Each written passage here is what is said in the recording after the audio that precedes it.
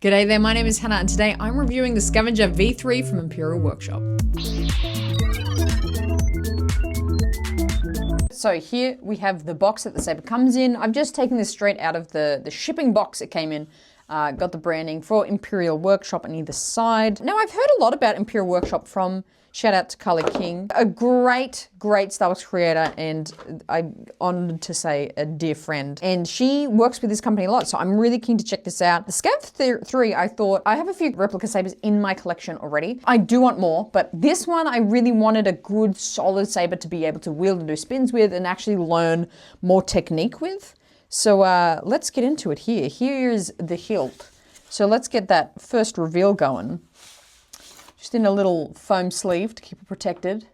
And here it is. So you can see there's not too much in terms of accessories on it, which is why I got this one.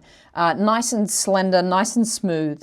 It does have a bit of grooves and grip here, and this is like almost like a groove, I think, to kind of at the point of the saber to where you should be holding it. You've got the ignition, you got the charging port, the USB port, USB-C. And the thing I like about this is that it's metal.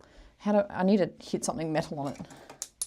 Can you hear that? Hang on, let me do it near the mic.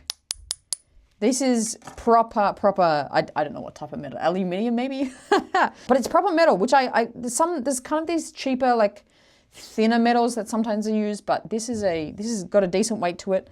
So it feels like a really solid one to be swinging around. Nice and simple, not too many details on it. Got the branding on the bottom here where it goes into the saber there.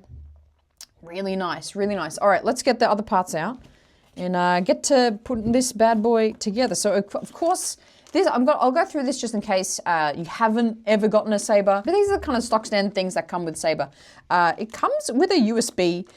This is when you get into doing your own sound fonts that you want to upload to a saber. This usually comes with the saber as well.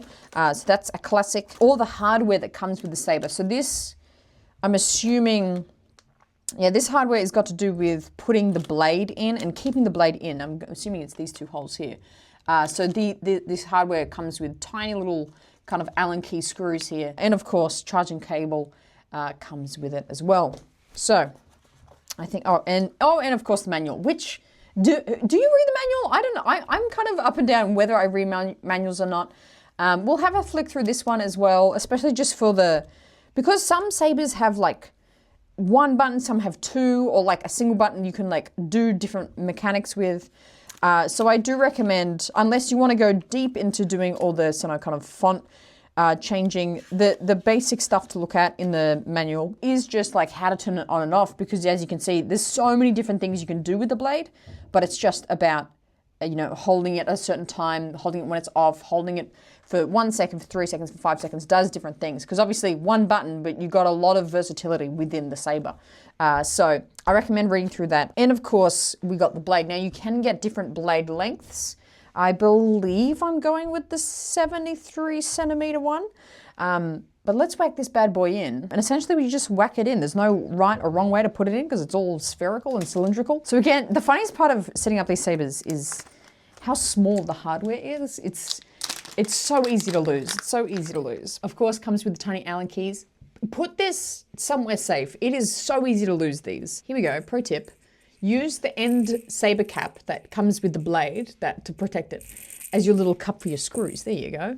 Alrighty, so like I said before, the blade actually goes pretty far deep into this saber, which I actually really like because for wielding, for replicas, it's kind of okay because you just want it to light up and look cool. But something like this that you want to use for actual dueling, wielding, spinning things, it's going to fall. You want it to have a really kind of deep connection in terms of the blade into the handle. So that's a good, what is this? Maybe, what is that? Like 2.5 inches? No, longer. 4 inches maybe? It looks to be about 10 centimeters into the blade hilt, which is, I really like.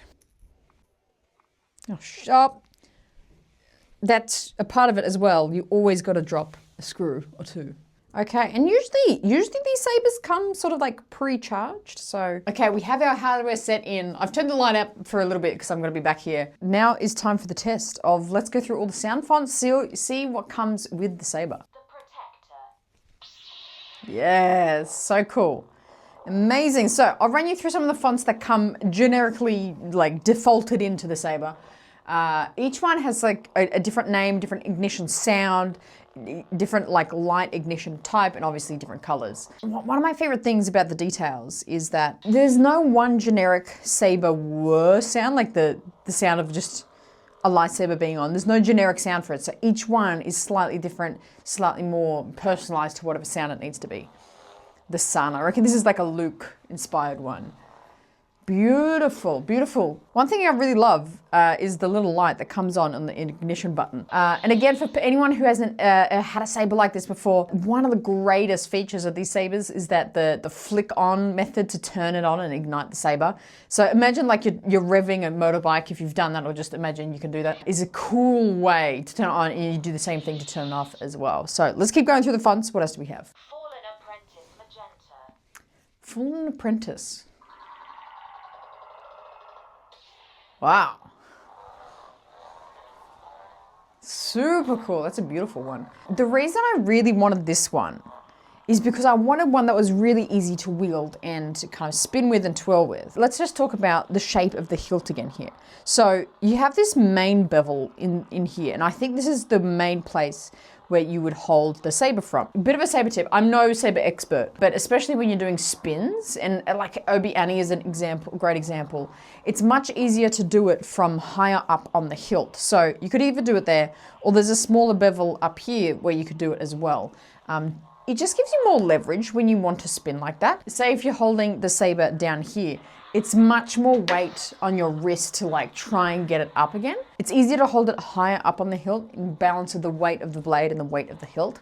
And so if the higher up you hold it, the much easier it is to twirl it in a way. I'm no saber expert, but this is feeling cool. Let's keep going through the different sounds it's got. What's next? Truly Lost. Truly Lost. Wow, that was a cool ignition. Again, each one has such a cool, different ignition for each thing. Oh man, I cannot wait to take this outside. I keep wanting to just like stand and twirl it all day. And I like how like all my other ones I have all have accessories because they're all meant to be replicas, but this one is really exclusively the best for spinning. Another thing about these sabers, in case you didn't know, while it's ignited, if you hit the button, it actually makes a blaster bolt deflect sound and visual. So, pretty cool. It makes the sound. You can see it on the saber. So you can make sort of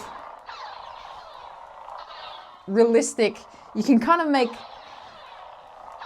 so you can make realistic looking kind of saber combat videos if you wanted, where it sounds like you're actually blocking blaster bolts. It's cool. It's really, really cool. The Learner. That's a nice, beautiful blue one. Beautiful blue one. So the sound as well, I think it's coming from the bottom here. It's coming from out the bottom. Just appreciate the shape of this thing. Am I going on about the bevels too much? But I'm really loving how you can hold this by the main one or this kind of smaller one to do here. Beautiful. I want to get to an Ahsoka type one. How close was I to hitting something? I like how solid it is. I have had different spinning sabers before, but no one was this solid of a metal. It's really heavy duty metal, which I like. I've had other like really kind of like almost like a flimsy alloy aluminium, but I don't know what this is, but it feels just so much more actual. It's actual metal. Actually gonna be able to withstand a lot, which is what you want for something you want to be like spinning, dueling. Like if you want to go really crazy with your saber stuff, you want to be, you know, like actually tossing it, and you're going to make mistakes. You're going to drop it. So you want something that's actually going to withstand being dropped and withstand being, you know, hit about and used. So there we have the Scavenger V3 from Imperial Workshop. Really solid saber. I'm excited to actually be using this and see how this one goes in my arsenal of just being able to use this to try and do tricks and using it about the place. And this isn't the only thing I got from Imperial Workshop, so let me show you what else I got. It's big, but I'm very excited for it. Oh my God. Oh yes. Look at this. This is a branded, hooded, I think it's just meant to be like a soft, cozy jacket, cloak. What do you call these? It's got the branding of the Imperial Workshop logo. Let me move the mic and put this on. It's literally like wearing a rug. This is hilarious. Where's the head hole? I thought it was so close. There we go. Oh, that's nuts. Look at this. Crazy. So it's open on the sides, but check out, come on, check out that fleecy inside material. You got to be kidding. There's currently winter here in Australia, so this is actually phenomenal feeling. This is unreal. Now I look the part. Now I look like the full thing. I should have done all the Saber stuff in the cloak already. Wow. I feel so cool. Well, you know what? That's a good test. Look at that. Look at it. That was a genuine drop.